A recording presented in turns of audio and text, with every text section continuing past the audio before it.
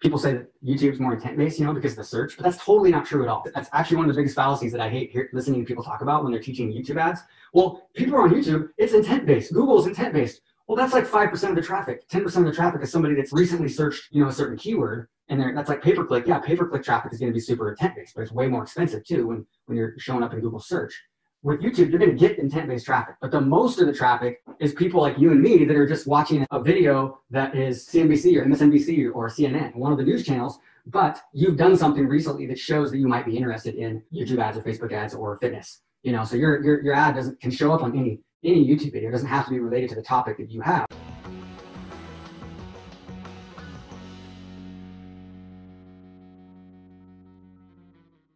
So today, what we're going to do today is just going to be basically a little overview on some of the differences that we've noticed with Facebook and YouTube. Okay, number one, offer ad. Oh.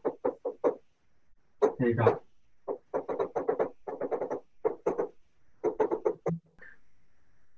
So these are the three things that make the biggest difference. I don't care if you're running Pinterest ads, right? You've got to get this stuff right first. With this, there's so many similarities here, but you do have, I think, a few differences that some people are getting hung up on. Now, platform-wise, there's definitely, I'm not going to go super deep into the platform-wise here. One thing I will tell you, though, is that with YouTube, we're seeing probably some of the best results with the keyword targeting, not placements. Not necessarily even the warm audiences. The warm audiences are fine, but the best keywords and then some of the overlays with the big topics and intent-based keywords. So we always talk about trying to have something that we can optimize on purchase, right? Something that we can optimize on purchase. So we can tell the algorithm, like for example, if our goal is to sell a $97 product and we have a free opt-in on the front end and then the $97 product is on the thank you page, we want to optimize on purchases if we can get enough data. If you're brand new starting out, you might have to optimize on leads until you can optimize on purchase once you get enough purchases. But with Facebook, a lot of times you can go straight into a $49 product, $67 product, $99 product. We used to not recommend doing that very often, but we're seeing a lot more success with that because it's just the algorithms is so smart and the targeting works so well. With Facebook, you can launch a product out of the gate and say, hey, I've got a $27 product, $27 21-day challenge, or I've got a $49 21-day challenge. And I want to, or I've got a supplement that's $57 or protein powder. And I want to optimize on purchase on that and then let Facebook do its thing and use the everlasting ad method, use a video that gives value, builds up desire, hits on some of those pain points, and converts people. And so some cases it can be more challenging to go direct to a product like that on YouTube, unless you have a lot of time and a lot of money to spend to test a lot of different audiences. Let's say, for example, you have a $50 product on YouTube. And so if you have $20,000 left over in the bank, cash flow to use for ads to test with, to go negative in, because you've done really well on Facebook, then you have, let's say, a $50 product over here, you might have the time to go and get that to work. But you still might find that it doesn't really scale that well because people are on, it's interesting because a lot of people will tell you that YouTube is better because people on YouTube are more, they have more intent. But we've also found with a lot of our clients, a lot of my friends, and in our situation as well, that a lot of times going direct to a sale is a lot more challenging on YouTube. And Tom Breeze's example, it's the same thing. He's a good friend of mine, and they have a big YouTube ads agency, and they don't like going direct to a product on YouTube. Just doesn't work very well unless it's a super low price digital product they can access right away. $5, $7. So on Facebook, we find what offers work. Lead magnets work. That kind of too thin. That's fine. So lead magnets work. Low price products. So like say $5 to $27 works. You know, 27 to even up to 99. 99 gets really a lot more challenging. You know, but let's put 67 or so, but I'll just put 99 here. But sometimes you might find that 67, 77 ends up being the highest you can go to go direct to sale here. But with Facebook and with Lead Magnet, that might be a free download. It could be a free webinar. It could be watch this free video series. All these things seem to work pretty well. We found that a lot of times this is a pretty good sweet spot that works really well. Sometimes it's a higher price point that's a really good sweet spot. It just totally depends. But in general, if I was to say, hey, you've got a $67 offer, it's working really well on YouTube, on Facebook, why don't you see if you can create a lead magnet that goes in front of that? So on YouTube, lead magnets, low priced, say $5 to $27. And if you go higher than that, yes, it can work as well, but it's going to take more money. It's going to take a lot more time. And you might find that it just doesn't scale as well for some reason. Maybe because and like I said, there's always exceptions to the rule, especially if you have somebody that has the time to really, really spend a good amount of money getting the data. Because the other thing to understand here with YouTube is, let's talk about optimization. Facebook, you guys all know that are running ads quite a bit. Like you learn pretty quickly. You find out what ad sets are working within 1 to 2, 3 days. And a lot of times they'll start to settle in after 3 days, 4 days sometimes. We'll notice that on Facebook. But your optimization time, let's put, so Facebook, 1 to 5 days. YouTube, 7 to 14 days.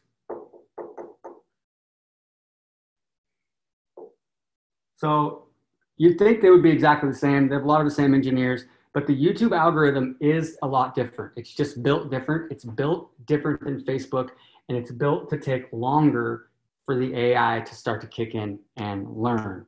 So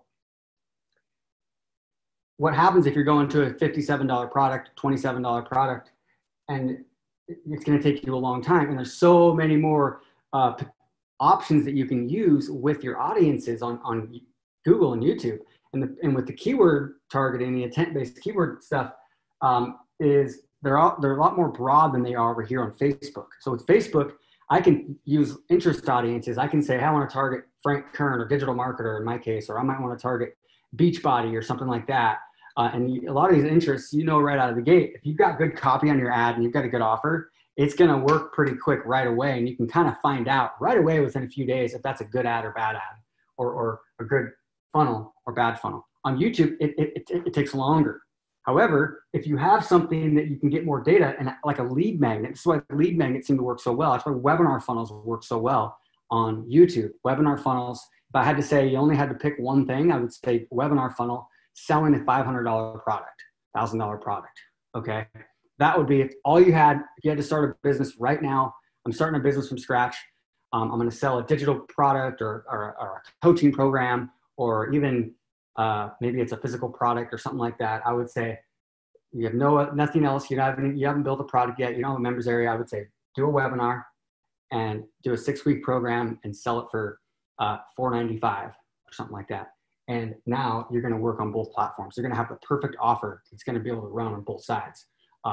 Right now, we don't actually have a webinar funnel that's running, selling a $1,000, $500, $1,500 program. We're going to actually run one here that fits in with the challenge, so it doesn't cannibalize it soon. But we're running opt-in ads right now to watch a 30-minute presentation and book a phone call. And so we're basically running the same, testing the same videos on both platforms, and they're both almost the exact same lead cost. Well, they're actually coming down a little bit. The last couple of days have been better on Facebook. They've been about 3.5. And that's not the best lead magnet. It's watch a presentation. It's not like a simple download.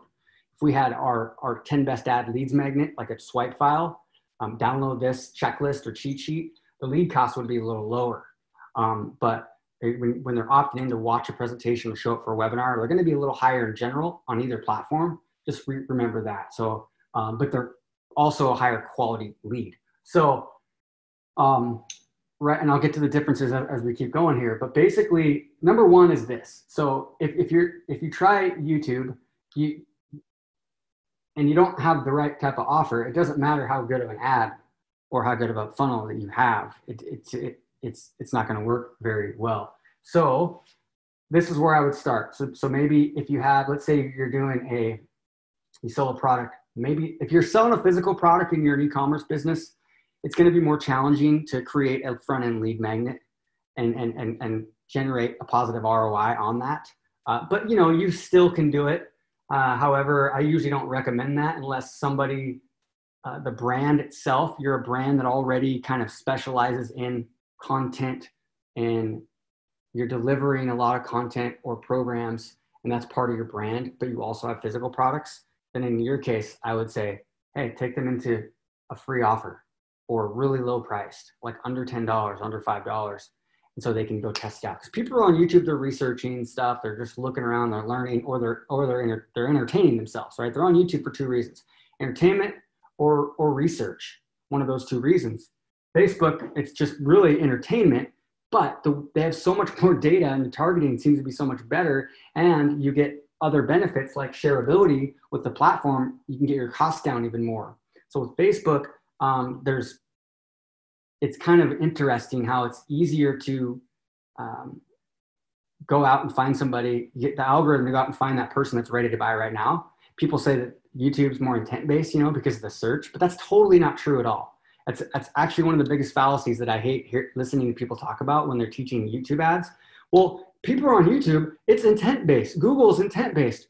Well, that's like 5% of the traffic. 10% of the traffic is somebody that's recently searched, you know, a certain keyword, and that's like pay-per-click. Yeah, pay-per-click traffic is going to be super intent-based, but it's way more expensive too when you're showing up in Google search. With YouTube, you're going to get intent-based traffic, but the most of the traffic is people like you and me that are just watching a video that is Fox News or CNBC or MSNBC or CNN, one of the news channels, but you've done something recently that shows that you might be interested in YouTube ads or Facebook ads or fitness. You know, so your ad can show up on any YouTube video. It doesn't have to be related to the topic that you have. It could be, but it also could be related to the behavior that person has done over the last few days, what their behavior and what their activities have been. So YouTube is similar to Facebook in that you have people that have intent, but a lot of people that don't have necessarily intent. So that's when it comes down to the targeting, and Facebook targeting is better up front at first. But YouTube itself is actually easier to scale once you actually get it right, because the audiences are broader, and once it starts to slowly optimize, then it starts to get smarter and smarter. And so, like I talk about a lot when I draw the circles of the audiences, you know, on Facebook, it's the same thing with YouTube. Initially, you might be targeting 10 million people here, and you've got all these people here, and initially it's going to just target, you know, kind of show your ad in front of any of these people. But as you start to get data conversions, right? That's data conversions. It's going to start narrowing in. You might find that your best customers are all in this segment of the audience here. And as the algorithm gets smarter, it starts to work its way over here instead of just anywhere spreading around. So your ads start to show up in front of these people who are your best folks instead of these people who aren't ready yet. Does that make sense? And they're both that way, but it takes YouTube longer to find these people than Facebook. Okay, that's the one big thing. And on what it seems to be is that it's harder to get somebody to just jump off and buy. It's easier to get them to opt in. So that's a big one there, I would say. The next thing is the ad. Now, this is where I talk a lot about the everlasting ad. And with the everlasting ad, what are the four pillars? So the four pillars of the everlasting ad are, you've got branding, you got content marketing, so shareability, like the book from Utility. You've got direct response, and then you've got the viral, okay? So all these things are important on Facebook as well as YouTube, right? But let's do that here so we can take a, so you got Facebook and then we got YouTube. And with Facebook, I would say, well, hold on, content, that's kind of content marketing, just content marketing, social media, you know, giving value for some people that aren't quite ready yet. Okay, let's talk about the subtle differences. These are the 4 pillars of the everlasting ad between YouTube and Facebook. Like I said, in general, you just follow it to a T like we do in the challenge. You're gonna have the best shot at having success on YouTube than 99% of other people. But there are some subtle differences. And number one is with Facebook, the shareability, okay, the viral one here. This is much, much more crucial for Facebook than it is for YouTube. YouTube, they don't see shareability. You know what I mean? That doesn't come into play as much. YouTube, it's more about conversions. See, Google started out back in the day when they first started their advertising back in the 2003 or 4 or whatever, they were doing pay-per-click and they were also doing banner ads.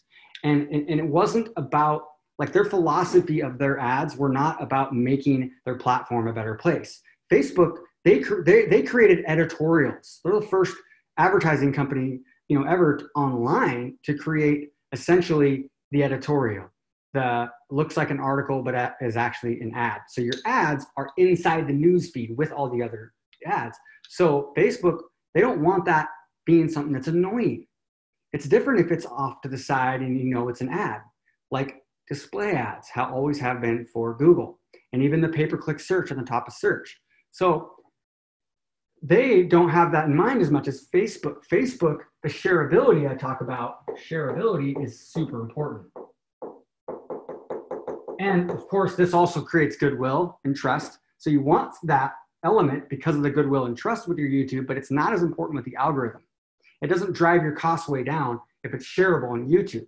It actually, it's based, Google was always looking at conversions. What ads get the most conversions? And what ads have high quality scores? So people aren't clicking on the ad and bouncing right back. They don't want that, because what that shows is that you have something that you're doing clickbaity stuff, and they don't want that, okay? But they're not as worried about this as much. However, if you do this with your ad, in general, it'll make your YouTube ad better. For example, I talk about showing your proving process and mapping out your proving process and showing them a glimpse of the ingredients of what your thing, what makes the core pillars of your product or your service. And then if they want to learn more about those or learn how to actually implement those, go register for the webinar or something. And you can make that shareable because you can give them an aha moment. On YouTube, you do that as well. Like Clayton, for example, when he first got coaching with me, what I told him to do was they're teaching people what they were doing. They were buying houses, and then they would fix them up, and then they'd resell them, and people would invest with them. They do it different now. They're basically building houses from scratch. But I said, hey, just take your iPhone and start showing people what you guys do. Show them the process that goes into renovating a house, and then give them a call to action to hop on the phone. And that's what he did. And that ad ran for like 2.5 years. And so now his YouTube ads that are working best, his offer is slightly different, but his best ad is almost 5 minutes long. Okay. Most people say your YouTube ad should be a minute to 90 seconds. But right now, our best ad right now running is 4.5 minutes on YouTube. It's also the second best ad on Facebook. The other one that's winning that is the second half of the same ad. I'll show you those in a second. But basically the 4.5 minute one, we've got like a 2.5 minute, a minute and a half one, a 3 minute one with this offer, with the opt-in offer that we're running. It's not the challenge offer, okay? And the 4.5 minute one is performing the best. It starts out with proof. After $300 million in ad spend and hundreds of millions of dollars in revenue generated in over 70 industries over the last 8 or 9 years, I've learned one lesson, okay? That's how I open it up. Now, if you guys have gone through my challenge, it's very similar to the 9-minute one that I walked through in the first week of the challenge. I basically took that same model that I did a few years ago, and it's working really well. Except I don't do as much of showing my process in that video because it's not quite as important as much necessarily on YouTube. It's more about, to me, it's about really having a good hook out of the gate. You have to hook them in hard that first 5 or 10 seconds. Then you can show them, like with Clayton, he's got one almost 5 minutes, And he's taking them through and he's showing them the entire process of what they do and the tax benefits and why real estate right now is such a big deal because you can take. But back to this, and I didn't really, on the offer stuff, one of the things that I talked about, I didn't really talk about when I talked about the offers. We started running our first YouTube ads with our last funnel with our challenge at $49 as a $49 price point. And it didn't do very well. Now, like I said, we didn't spend a lot of money on it, but going into it, I didn't think it was the right offer. I said this, I predicted this. I said, I don't think the challenge is a great offer for YouTube, but we're like, let's just do it anyways because the funnel's ready. The other one's not yet. So let's run it. And it was like cost per purchase was like $250 per purchase, you know? We didn't really let it go long enough, but we tested, you know, a few different, first couple times we thought it was going pretty good. We're doing some overlay audiences with keywords and big broad topic audiences that were overlaid. Never got much with the placements because they're just, audiences aren't big enough with the video placements where you choose different videos. But anyways, and I know some of our other clients that have had the same exact experience. So back to the ad though, some of the differences here are the viral. So that's one thing. The shareability isn't as big a deal. It's with that opening, you really want to hit on the problems and frustrations that you know they're having. You got to do the work.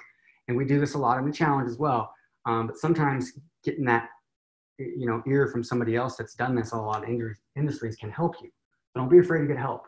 Okay. Now, the branding is also one where it's not as important on YouTube, because with YouTube as well is like, you're not going to get residual followers either. You're not going to go like with Facebook and Instagram, as you're running ads, you'll also get more people to like your page just residually as a collateral benefit, but you don't get that on YouTube. YouTube, they can't even hardly find your YouTube channel. It's almost impossible.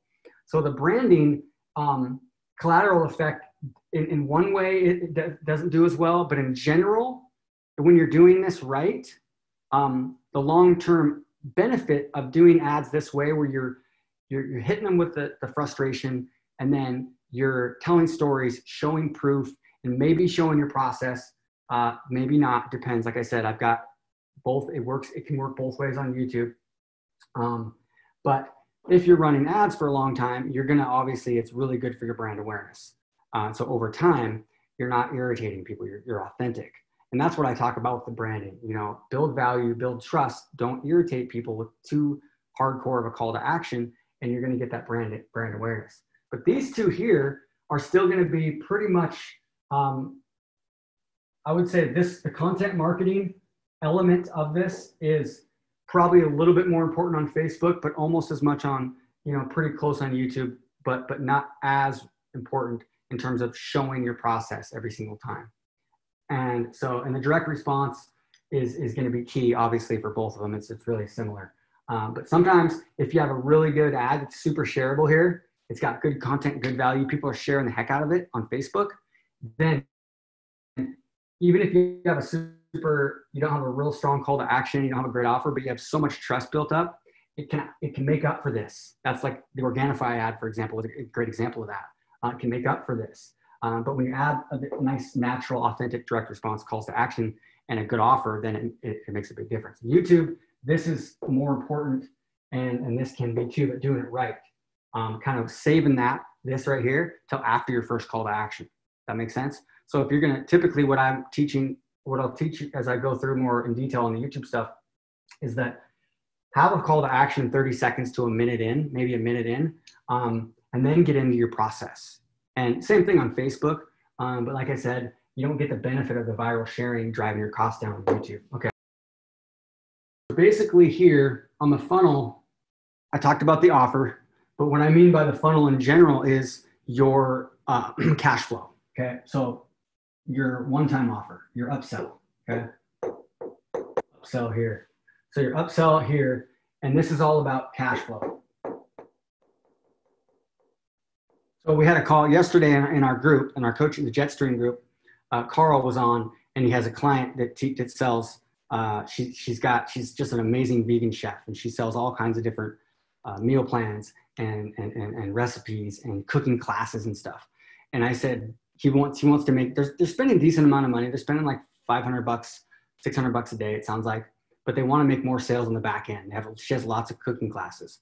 And so it took me a while, but I had to really dig in with him. And I said, dude, after really looking at it, she had a free lead magnet, then a $27 bundle where you can get all the lead magnets essentially together. And then there was a $47 cooking class. And then she has like 5 or 6 other cooking classes that she sells on the back end. And I looked at everything and I said, I think what we need to do is we need to, and we looked at his average order value in ClickFunnels. We need to double your average order value. If we double your average order value, which we can do, number one, he's going to raise his price. And then I told him a way he can do his bundle. He's going to raise his, I could take the 27 and make it 47 because what she's getting there is really freaking good. And then on your bundle, or on the cooking class, give them the ability to get all of them right off the bat. So for a bundle, like all 6 cooking classes for like $200 or something like that. Maybe give them another option where they can get 3 because they have that on the back end now. I go, if you do those things right there, and there's a couple other things we talked about, but I think we can double your average order value overnight. So if we double your average order value, so instead of being like $47, $48, it's at like 90, or maybe you're at 100, your average order values. If you get your average order value up to closer to 200, what does that mean? Why does that let us sell more products on the back end? Well, the reason why is because